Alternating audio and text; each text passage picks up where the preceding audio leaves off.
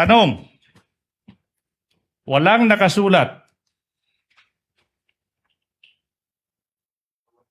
na 125 million pesos yung natanggap ni Colonel La Chica galing sa'yo sa araw na yan. Naa, Your Honor. Sa list of expenditures. Naa, Your Honor. Okay, Meron po, Your Honor. Kasi ang nakalagay po sa object of expenditures, ito po yung purchase of information amount, then purchase of reward amount, then ano pa yung mga expenses, then total 125M. Yes. So, doon ko siya pinareceive, Your Honor. Yung binigay mo yung 125 million pesos in cold cash to Colonel La Chica, did you ask him to sign an acknowledgement receipt or any voucher na magpapatunay na tinanggap niya galing sa'yo yung 125 million pesos? Di pa receive na ko siya, Your Honor. Yung tanong is, did you ask him to sign an acknowledgement receipt? Yes or no? Di pa receive na ko siya, Your Honor. Being evasive. The question is so simple. Di ba kasama po sa liquidation report niya yung mga acknowledgement receipt na sinubmit? Iba't ibang pangalan, di po ba? Opo, di ba? Yung iba't ibang pangalan.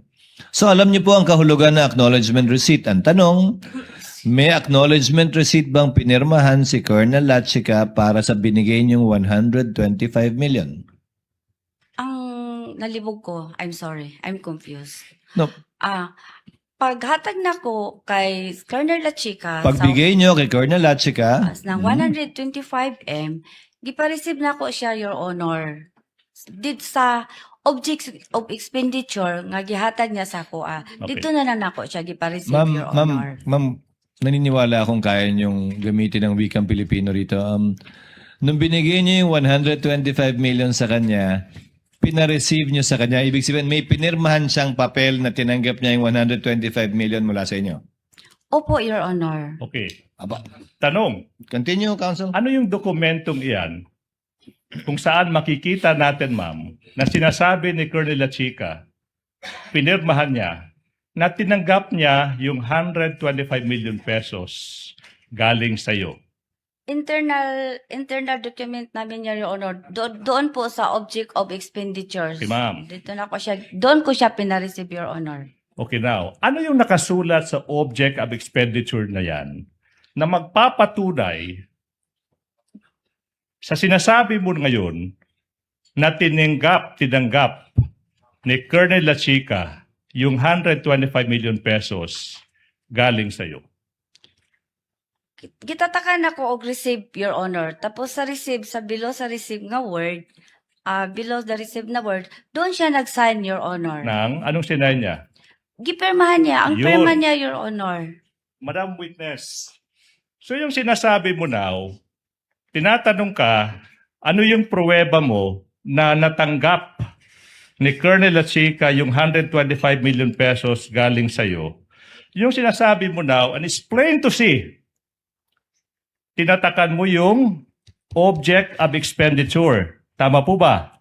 Opo. And then sa ibabaw niyan, pinirmahan ni Colonel La Chica.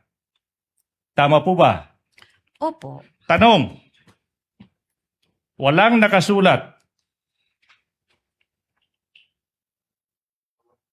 na 125 million pesos yung natanggap ni Colonel La Chica galing sa'yo sa araw na yan. Naa, Your Honor. Sa list of expenditures. Naa, Your Honor. Okay, Meron po, Your Honor. Kasi ang nakalagay po sa object of expenditures, ito po yung purchase of information amount, then purchase of reward amount, then ano pa yung mga expenses, then total 125M. Yes. So, doon ko siya pina-receive, Your Honor.